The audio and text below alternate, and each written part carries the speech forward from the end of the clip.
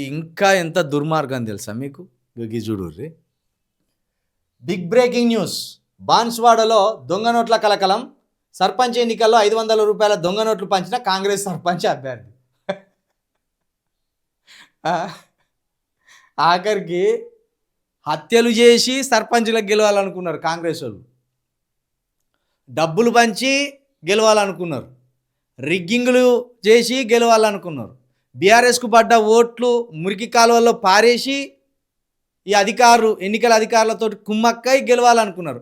ఆఖరికి దొంగ నోట్లు ప్రింట్ గుద్ది కూడా అవి బంచి కూడా గెలవాలనుకొని దొరికిపోయిన దొంగలు ఈ కాంగ్రెస్ బలపరిచిన అభ్యర్థి. నిజామాబాద్ జిల్లా వర్ణి మండలం జలాల్పూర్లో ఘటన. సర్పంచ్ ఎన్నికల్లో జోరుగా దొంగ నోట్లు పంపిణీ చేసిన అభ్యర్థి.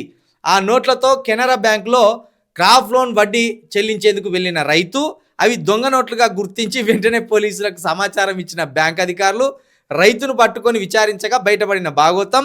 అయితే సర్పంచ్ ఎన్నికల్లో సదరు కాంగ్రెస్ అభ్యర్థి గెలవడం గమనార్హం. సదరు అభ్యర్థి పోచారం శ్రీనివాసరెడ్డి అనుచరుడు కావడంతో ఈ విషయం బయటికి పొక్కకుండా జాగ్రత్త పడుతున్నారు. ఎంత దుర్మార్గులు రా! పాపం పైసలు పంచిండ్రు, ఆ పైసలు పట్టుకొని పాపం క్రాప్ లోన్ కడదామని పోయిండు రైతు. ఏది దొంగ నోట్లు పంచినా ఆ దొంగ నోట్లు పట్టుకొని పాపం రైతు క్రాప్ లోన్ కడదామని పోతే బ్యాంకు వాళ్ళు గుర్తుపట్టి దొంగ నోట్లు రా నాయన అని పోలీసు వాళ్ళకు ఫిర్యాదు ఇస్తే పోలీసు వాళ్ళు అత్తే లేదు మన కాంగ్రెస్లో దునికిన దొంగ ఉన్నాడు కదా, ఆ దొంగకు సంబంధించిన అభ్యర్థి ఈ దొంగ అభ్యర్థి, ఈ దొంగ నోట్ల పంచినోడు కాబట్టి వారిని పట్టుకోకూరి మన ఇజ్జతి పోతుంది.